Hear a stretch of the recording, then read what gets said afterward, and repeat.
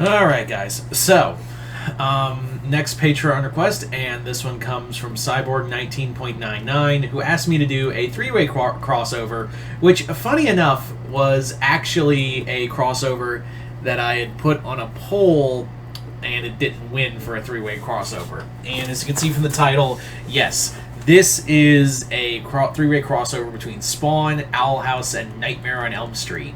So, let's get started with this video. So, this video, this story, essentially what it is we're gonna have a little fun with it, and it's set during the time,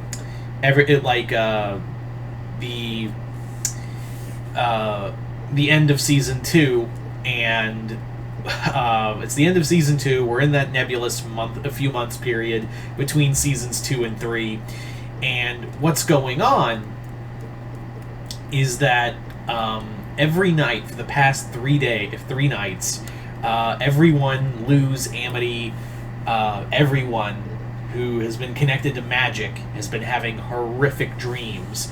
They've been having horrendous dreams about a man in a red hat, a burned man with long claws. Like, they're all having like these borderline anxiety attacks about seeing this stranger come to them in the middle of the night and just scare the hell out of them. They're just and one night, like at first, like night 1, it's like the first 2 nights, it's just been like, oh shit, like it's just bad dreams, let's just go to bed again.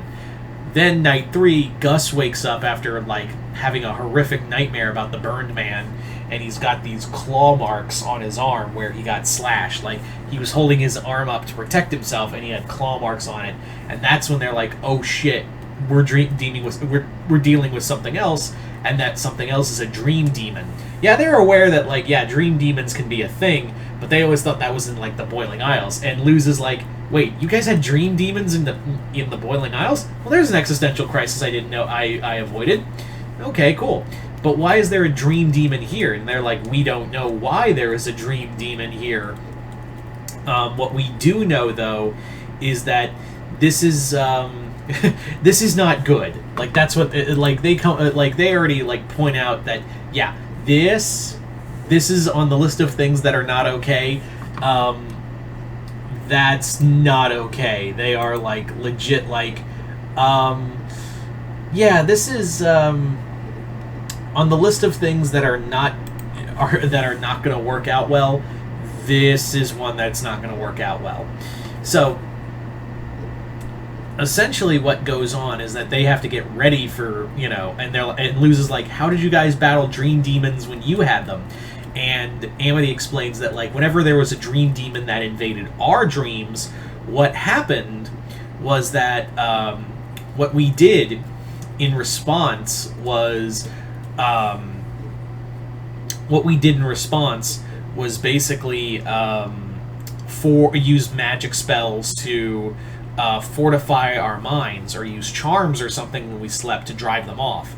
But we don't have those here, and that's that's not good, since we can't find our own our own little like magical charms or whatever to protect ourselves. And that means it's like, what happened? Like, so what does that mean? It's like, it means that like we could die the next time we go to bed. And yeah, Camilla's already freaking out that like she can't protect her kids from whatever this is. She's also been looking into like what it could be, like who or what could be attacking her children in their dreams. And she keeps reading about this like one event that happened in Ohio, in Springfield, Ohio, where there was this place in Elm Street where there was this child murderer, and he was burned alive. His name was Freddy Krueger. So she's it's sounding like after Freddy died, there was a series of unexplained murders that happened afterward, and now she's just like, is this what's going on? Now, by this point, meanwhile in New York, in in the depths, in the back alleys of New York, Al Simmons has been in his typical like alleyway brooding, and what's going on is that Al essentially is just kind of sitting around brooding. And the reason why this particular brooding session is because he's been having dreams too. But the difference is that he's been having dreams about these children that he's never seen before, dying horribly in his dreams, like by some unknown specter. And he's like, why do I care? I don't know these kids. And that's when he's like, one of the homeless friends are like, maybe the universe is trying to tell you something, Al. Maybe you should go and find these kids. And he's like, all right, fine. I'm gonna have to call Terry real quick. So he calls Terry and he gives them descriptions of the names, and he's like, yeah, that sounds like Luz Noceta. The kid went missing for a hot sec, but then came back.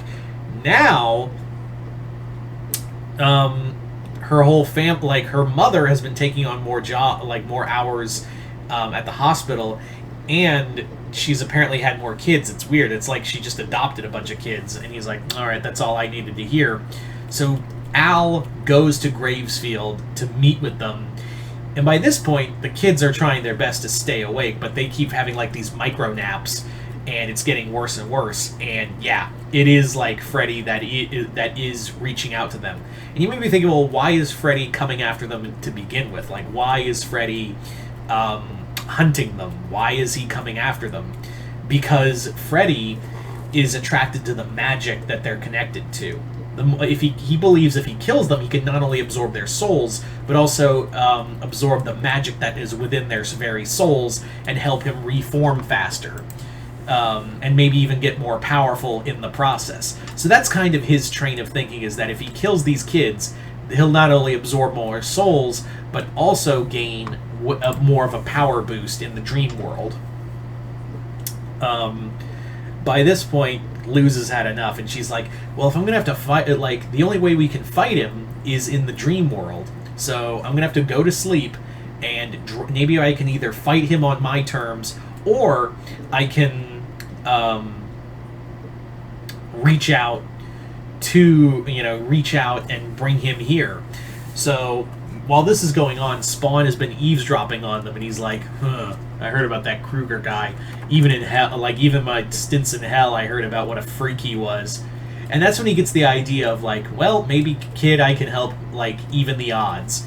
So Spawn, using his miscellaneous powers, because even Todd McFarlane don't know what they are, one of Spawn's now miscellaneous powers is, going into the dream realm. So he joins Luz in there, but not yet. So Luz goes first, she gets attacked by Freddy, and Freddy's like, I am going to enjoy, gutting you, bitch.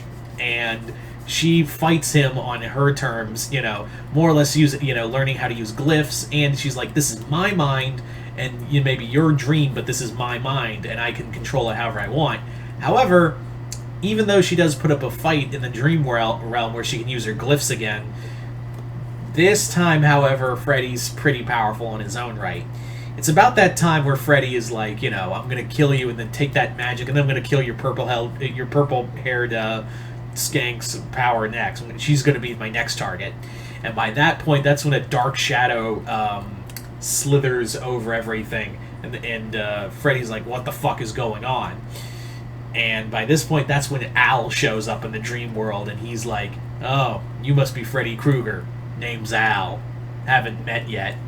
And he's like, oh shit, you're a Hellspawn. And he's like, one and only. So Spawn kicks the shit out of out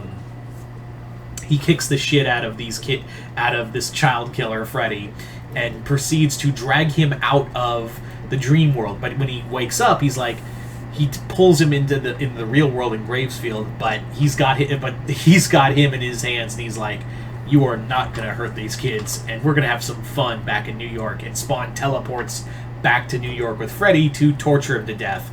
And Luz by that point is like, who the fuck was that guy? Was I saved by some guardian angel? And it turns out what had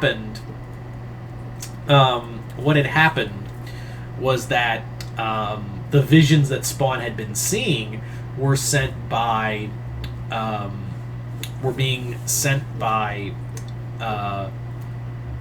what was it? Ida, who kind of sensed Freddy was out there and was kind of using her what magic she could without the Collector knowing out to the only person of power, of dark power that could protect them, and that was Al. So there you go, guys. That's the Spawn Owl House Nightmare on Elm Street crossover. So you guys tell me in the comments below, what did you guys think of it? Just comment below, let me know. Once again, hope you all enjoyed this. I'm Mr. Multiverse. I'll see you next time in the Multiverse.